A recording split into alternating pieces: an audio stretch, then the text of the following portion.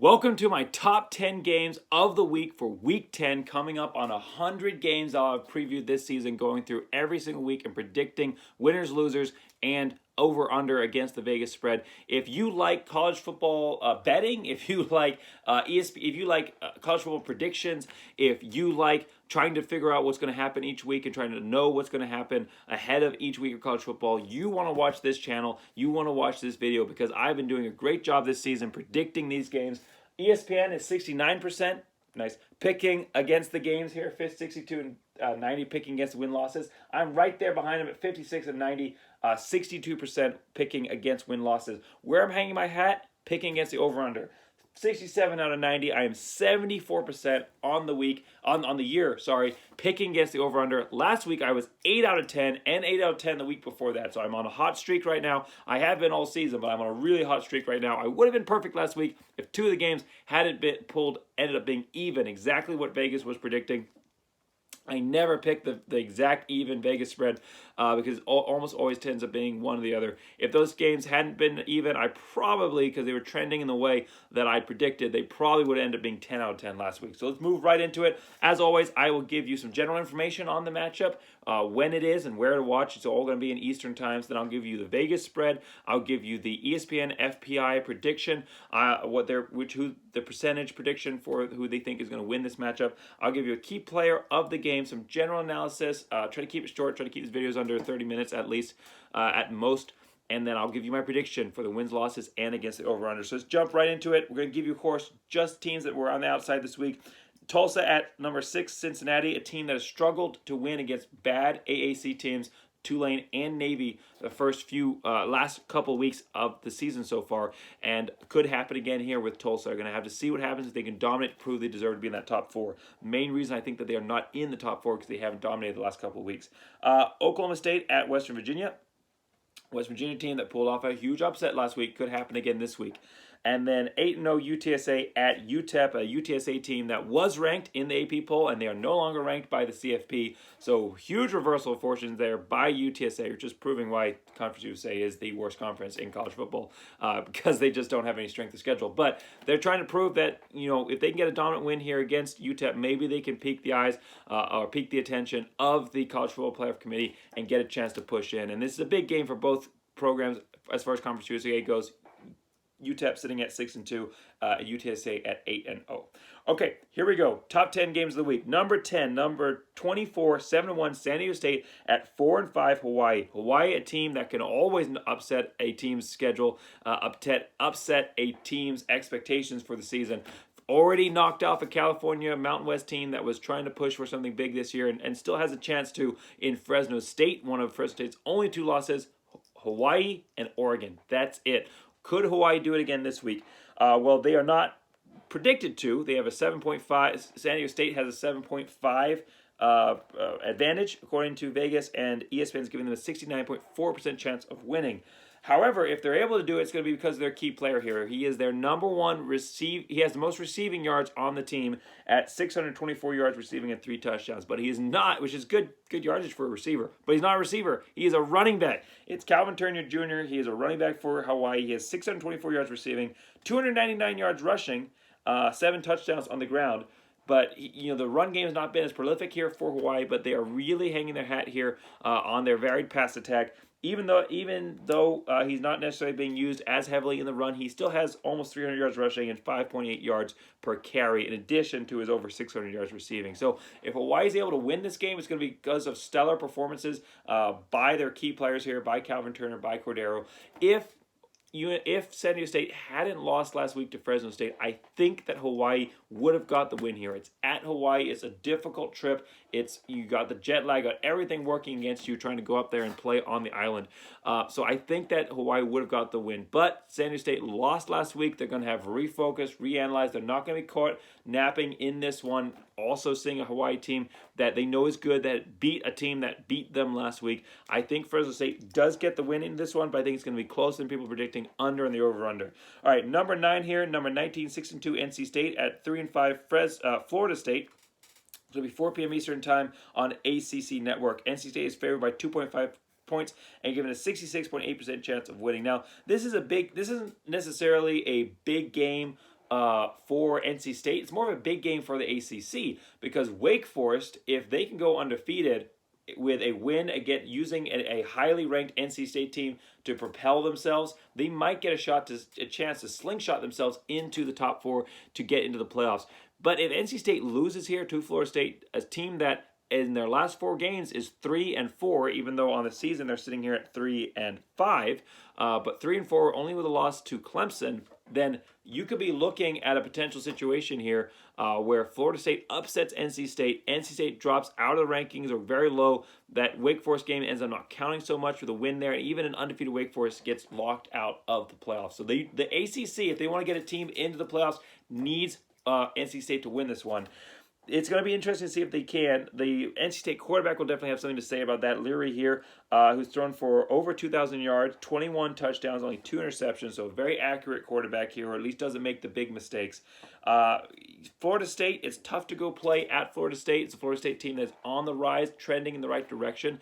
I definitely think that they could pull off the upset in this one. I do think NC State ends up just ahead on this and over on the over-under, but it is going to be a very, very close game. I think it's going to come down to about 3 or 4 points, just not at that 2.5-point spread. Florida State showed some weaknesses, some major weaknesses in that loss to Clemson, and I think, you got to look at their whole schedule overall. Those initial 4 losses in a row definitely are telling. I think they're moving in the right direction. I just don't think they've gotten there yet. And I think that NC State, they shouldn't be overlooking them. I think NC State gets the win in this one. Okay, eighth overall here, number 17, Michigan State. Mississippi State. Number 17, 5-3, Mississippi State at 5-3, Arkansas. So really weird here to see Mississippi State in the rankings, not ranked in AP poll, jump into rankings here at number 17 versus a 5-3 Arkansas team that started off the season super hot, but over there, completely different story from Florida State, who started off terrible. Arkansas started the season off super hot. Their last 4 games, though, they have lost 3 out of those 4, and they've lost to every FBS team they've played. They played an FCS team and beat them, but that's it. Other than that, they have lost 3, and they've been tough matchups. You got to give them that. It has been tough matchups, and this is not as tough as those matchups. It's still a good good Arkansas team. I think they are favored to win this one. I think they can win this game for sure, but Mississippi State is going to be riding high off that surprise ranking in the CFP. And of course, Mike Leach is, a hilarious coach and always has a great job of getting his teams throwing.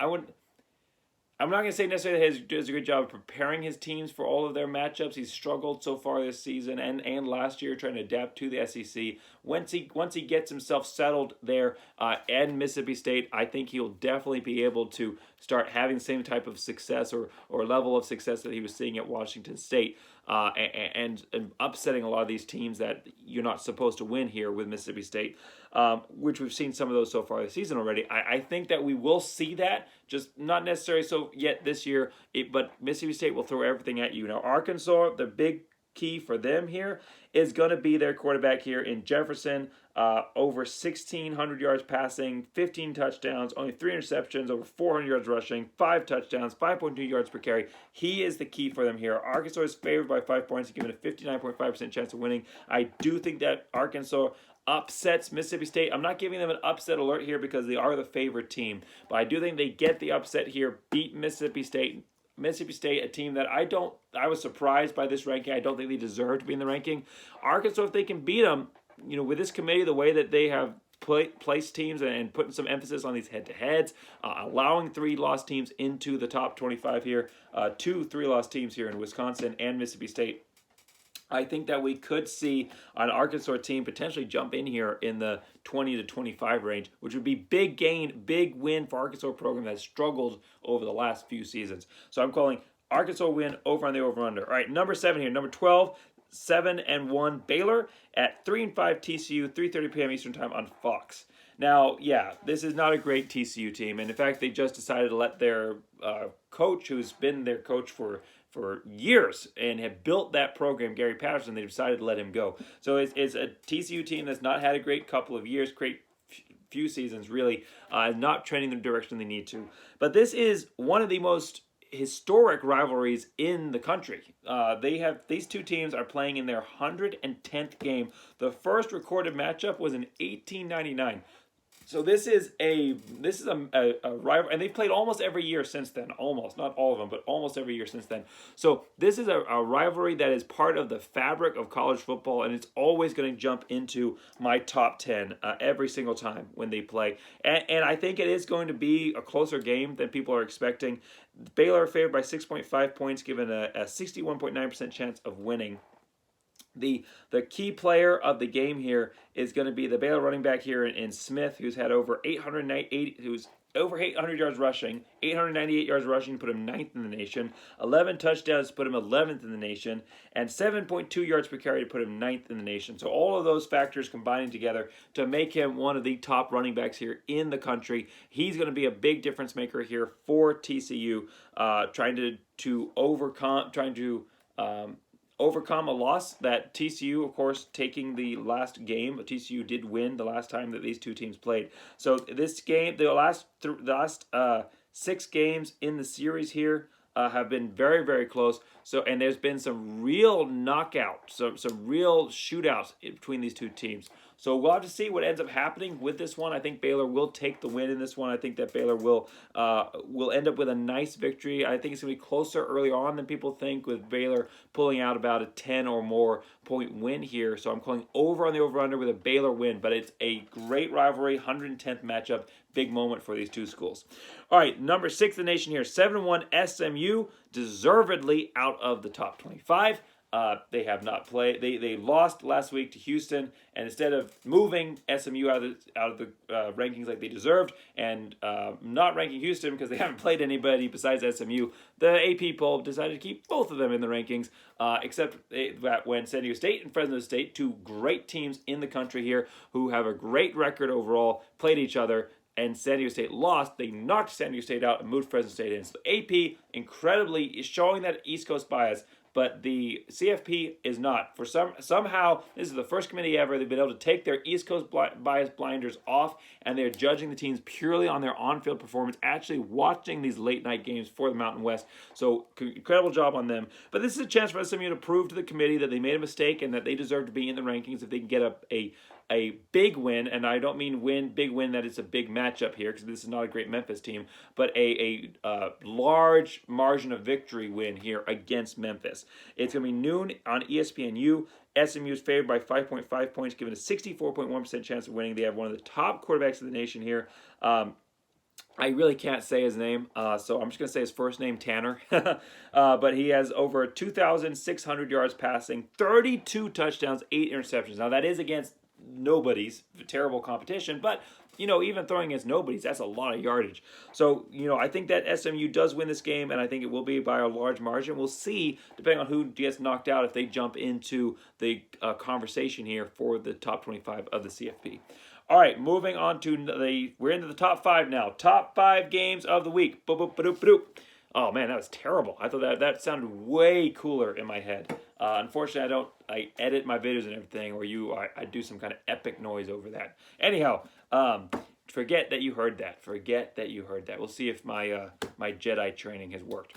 Okay, here we go. 8-0, number 9, Wake Forest at North Carolina. This is a big game for the ACC, obviously. If you told me that there was a top 10 team in this matchup, I would have said, yeah, that's probably correct at the beginning of the season. I would say, yeah, that's probably correct. And I would assume it's North Carolina. Well, it's not. North Carolina is the team sitting here unranked, just with a terrible record here on the season, and a undefeated Wake Forest coming in to play them. Noon on ABC. This is a huge matchup because North Carolina is still, even though I didn't actually write down their record. I've done it with every other team. I forgot with this one, but I believe they're 4-4.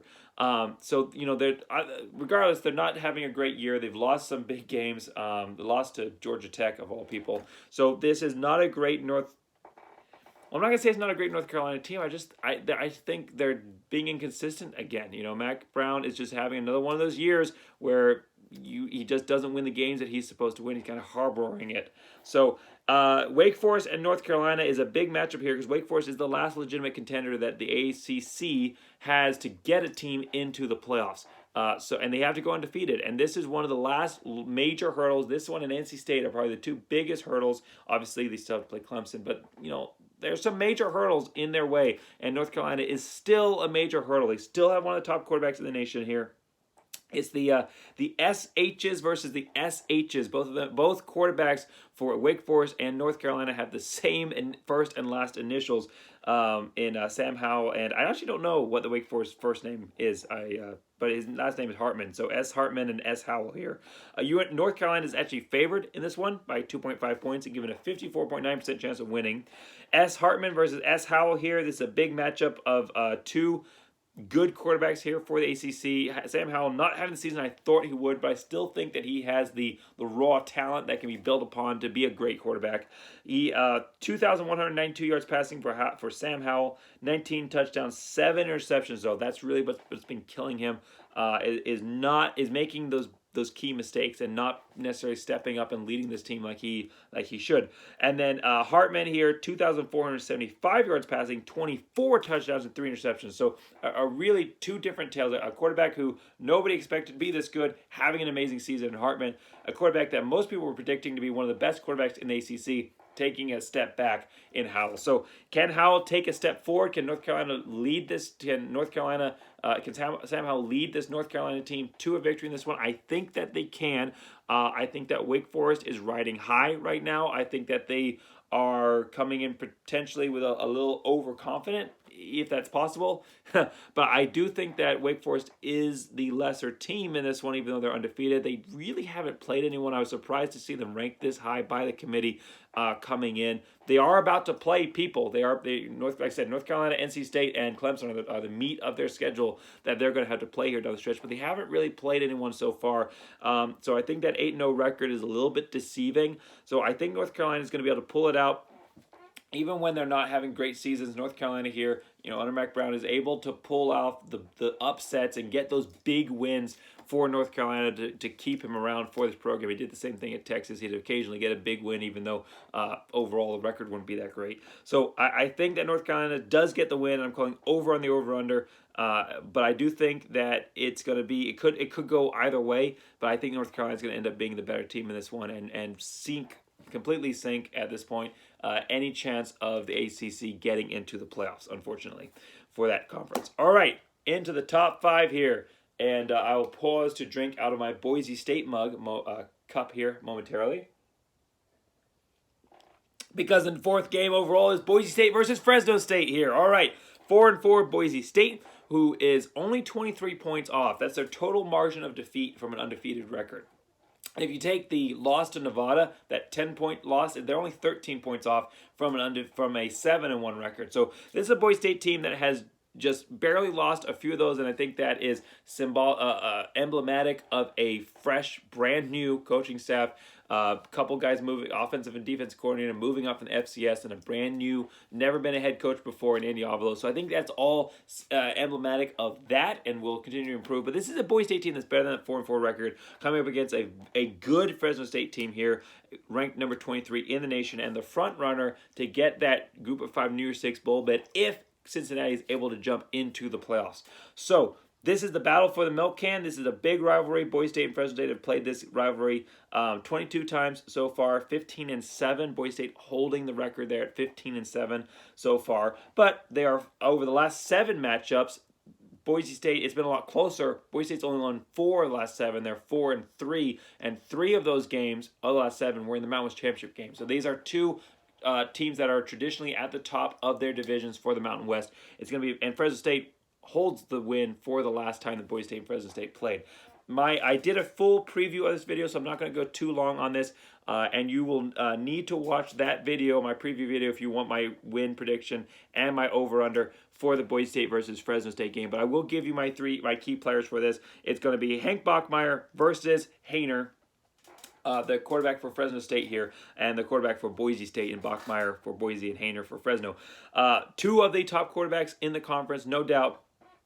Haener, I think, I'm a Boise State fan, but Haener is the better quarterback of the 2, one of the best quarterbacks in the Group of 5, one of the top quarterbacks in the country this year overall. He's thrown for 2,888 yards, 23 touchdowns, and 6 interceptions. Bachmeier also having a good year, just not necessarily showing the consistency throughout, but 2,204 yards passing, 15 touchdowns, and 5 interceptions. So if Bachmeier brings his A game, if Haener brings his A game, I mean, those are going to be the determinators for a win. Determinator. these are going to be the determiners. Is that even a word? Anyhow, these are going to be the things that determine a win. If those two quarterbacks, they're going to be the ones that determine the wins for their teams here. So Bachmeier versus Hader, they're definitely two top players for this matchup. Had to throw two in there because it's a massive matchup. Best rivalry, in my opinion, and in most people's opinion, in the Mountain West. Definitely a game you're going to want to watch. 7 p.m. Eastern Time on CBS Sports Network. Okay, that was Boise State. I'm going to make a quick wardrobe change here, because my second team, Liberty University, comes in at number 3 in the nation overall in the top 10 games of the week. Hugh Freeze is returning. 100% chance of freeze alert in Oxford. Hugh Freeze is returning to Ole Miss. The 7-2 Flames are coming in and playing against the number 16 overall Ole Miss. Of course, 6-2 record there for Ole Miss. Noon on the SEC network. So I'm actually going to be at this game. I am so excited. I'm going to be going to this game. I'm going to be painted up as Mr. Exclamation Point. That's my Liberty sports persona. Bronco Blameyer for Boise State, but Liberty Exclamation Point. Mr. Exclamation Point for Liberty. I'm excited. I can't wait to go to this game. This is going to be an amazing matchup. Ole Miss is favored by 9.5 points and given an 81.6% chance of winning. However, they are without a ton of players. 3 starting wide receivers were out as of last week and look to be out this week. They are without their starting tight end and their starting right guard. And also, Matt Corral got injured last week with an ankle injury. Was able to come into the game. They thought his ankle was broken. He was carted off the field. Got looked at, got taped up, came back on, and wasn't playing 100%. He's been hobbled in practice. There's a really strong chance that he doesn't end up suiting up for this game. If that happens, it changes the whole story. Liberty, if Matt Corral plays, Liberty probably doesn't really have a chance in this one, just because their defense has not been great in the passing game. The defensive line has played pretty well overall, but the secondary has been very, very porous against passing games, giving up a bunch of huge plays, big play yardage. So I do think that if Matt Corral plays, it's a guaranteed win for Ole Miss. However, Hugh Freeze is one of the best head coaches, the best head coach in the group of 5, and one of the best head coaches out there. Definitely Power 5 level coach, one of the top coaches in the country as far as innovative play calling. And he's the former head coach of Ole Miss, and in my opinion, the best head coach in Ole Miss history. He's the only head coach in the last 20 years that has beaten Nick Saban twice in the regular season, back-to-back years. No other coach has done that in the regular season. Hugh Freeze did it twice from Ole Miss. He brought Ole Miss. He showed that you could, like he said in his press conference. He said we proved that we could win there. He brought Ole Miss up to their current level of competition, and he could do the same thing with. He's done the same thing with Liberty. If anybody could beat Ole Miss at their current level of play, it's Hugh Freeze. You cannot count out Hugh Freeze. He will bring his A game. He plays up or down, honestly, to the level of competition. We've seen that this year with some lower mediocre performances by Liberty against lower tier teams, and then some really strong spirited performance against better teams. So we're going to see that. I think he's not going to have any of his playbook off the table. It's going to be all out there. But the thing with Liberty that gives me pause here for if Matt Corral's out, assume he's out, even with the backup quarterback, the thing that gives me pause here is that regardless of who's at quarterback for Ole Miss, the Liberty offensive line is going to make it difficult for Liberty to be able to win this one, because that Ole Miss defense is aggressive. Now, that plays into who my top player of the game for this one is. My key player of the game is Malik Willis, 6'1", 215 pounds, so a little undersized, but he gets the job done. He is a quarterback that is definitely a first-round draft contender because of his playmaking ability in the running and the passing game. 1,986 yards passing, 21 touchdowns, 6 interceptions, but all 6 of those came in 2 games. So other than those 2 games, no interceptions, 21 touchdowns, 684 yards rushing, and 9 touchdowns. and just an incredible athlete. You know, when the pocket breaks down, which it has all seasons, the offensive line for Liberty is very, very bad. But when the pocket breaks down, he's even more dangerous. He actually, in my opinion, throws better on the run than he does when he's given a clean, the few times he's given a clean pocket. But he can hit any wide receiver anywhere on the field with pinpoint accuracy. And he is in the open field when he's running. That is his best. That is his strongest talent, I think, is his ability to elude tacklers. And he's going to be having to elude a lot of tacklers against Ole Miss. Now, it's going to come down to the play calling. It's going to come down to, can Liberty? No, Liberty should basically act like their offensive line doesn't exist and make play calls that force the defense to back away from the ball. To take advantage of an aggressive blitz or of blitzers coming through the offensive line there, quick passes, screen passes, those kind of things, deep balls to kind of get the secondary and the linebackers to drop back from the line of scrimmage. All of these things are things that Liberty's going to need to do to be able to win this game. But right now, and I haven't written my 3 keys to the game article for A Sea of Red yet, so I might change my mind between making this video and right after it writing that article. But right now, regardless of how incredible Malik Willis is, and he's one of the top athletes in the country, if you're getting slammed to the ground every single time and facing the kind of defense that Ole Miss is going to bring in the secondary and at the defensive line, linebacker core, of course, as well, the pass rush that he's going to face, he's going to make some great plays. He's going to be fun to watch, but I think that is going to preclude Liberty, unless they have a complete renaissance on the offensive line. I mean, UMass was getting through to the quarterback on a consistent basis last week. Unless there is a renaissance of a miraculous, just a complete raising from the dead, miraculous performance by the offensive line in this game, I just don't think that Liberty's going to be able to win this one. I think that their defense will make some surprise plays, but overall it's going to have to come down to a shootout to win this one. And if you don't have an offensive line, you're not going to win games at this level. So regardless of who Ole Miss has at quarterback, I just think if Matt Corral's out, it's a better chance of Liberty winning. But I do think for the video at least, and like I said, I might change my mind when I write my article. We'll see how it goes. I like to write it. I like to go over the 3 keys of the game and kind of use that to direct me into what I need to pick for the win-losses for Liberty. I've done pretty well this season for picking win-losses for Liberty. But right now, with this video, just what I'm looking like an Ole Miss win, and I'm going to call over on the over-under. I'm thinking about a 10-point win, 10 to 14-point win here by Ole Miss. But I'm going to be in the stands yelling my heart out. I probably won't have a voice. I might have to delay my review videos for the Boise State game because I might not have a voice after that Ole Miss Liberty game. I'm going to be painted up. I'm going to be yelling. I'm going to do everything I can as a fan to make it loud at Oxford for the Ole Miss offense and to root Liberty on to victory. And we'll have to see what Hugh Freeze, if he can pull out all the stops.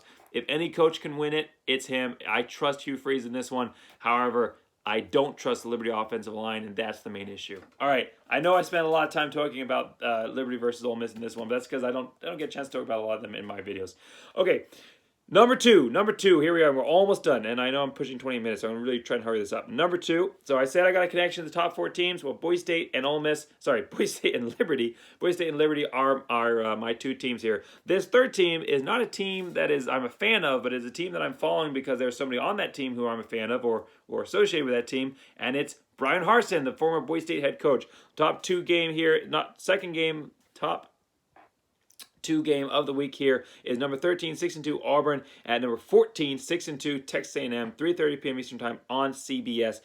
Brian Harsin has just done an amazing job, just like I said he would, of revolutionizing this Auburn team and bringing them around, doing what Gus Malzahn could almost never do, besides the one time that they actually went and won the national championship, but which is go out and get the big wins and string together a successful season here. And he's done it in his first year with Malzahn's players, which is an amazing job by Harsin. It shows what can actually happen with the proper coaching here. I thought he was a great coach for Boise State, and I was rooting him on when in my video that I talked about him leaving and going to Auburn. I talked about that he'd do a great job, and I was predicting a 9 to 10 win season his first year. Well, he is well on track for that. Auburn actually has right now is one loss away off of what I thought they would be. I thought they'd be 7-1 coming to this matchup. They're 6-2, so pretty close. I thought they'd have beaten Penn State, which if not for the referees, they probably would have.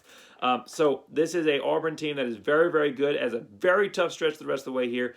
Texas A&M, Mississippi State's not going to be easy, and then they play Alabama. So it's going to be tough down the rest of the stretch. But I'm excited to see what Auburn can do in this one. Playing Texas A&M, the key to the victory for them is going to be Bo Nix, of course. It's going to always going to flow through your quarterback. Has had some off games, has had some great games. Last week was a great game.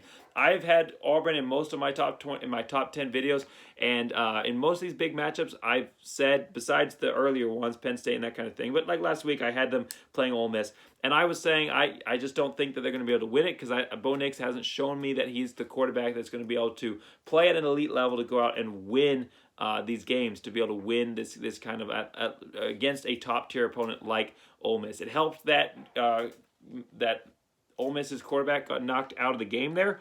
But Auburn was still dominating before that because Bo Nix finally showed up and presented a complete quarterback picture for Auburn, and that is a great sign. He could not have heated up at a better time.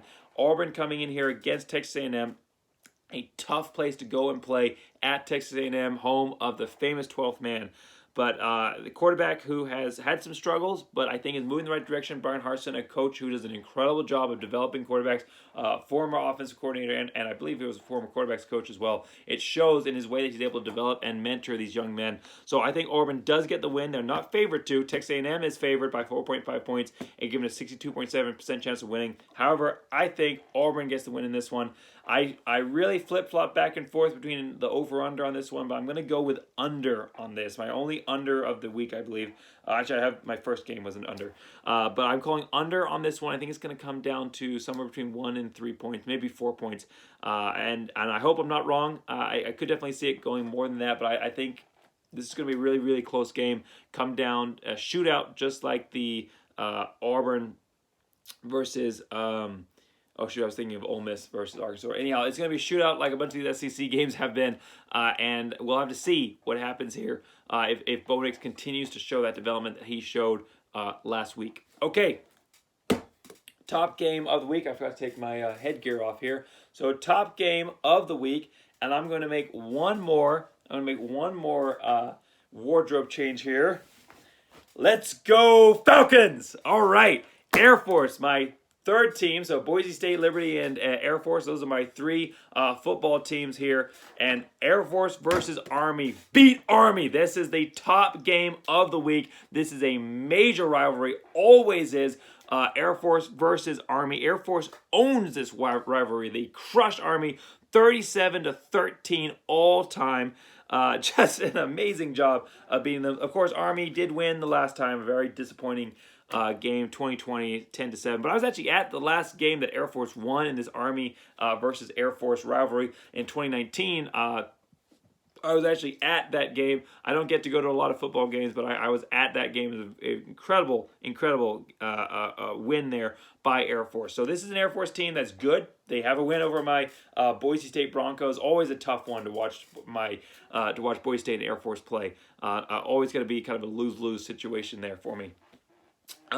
But Army versus Air Force, big matchup. 4-3 Army, who has had some very close games, almost beat Wake Forest. I mean, just offensive shootout, which nobody was expecting, and came very close to beating Wisconsin, who's now a top 25 team. And Wake Forest, also a top 25 team here. So this is an Army team that has been right there competing at an elite level this season. It's an Air Force team that struggled last week, obviously lost to San Diego State. I wish they'd had the bye coming into that game. I think they would have got the win.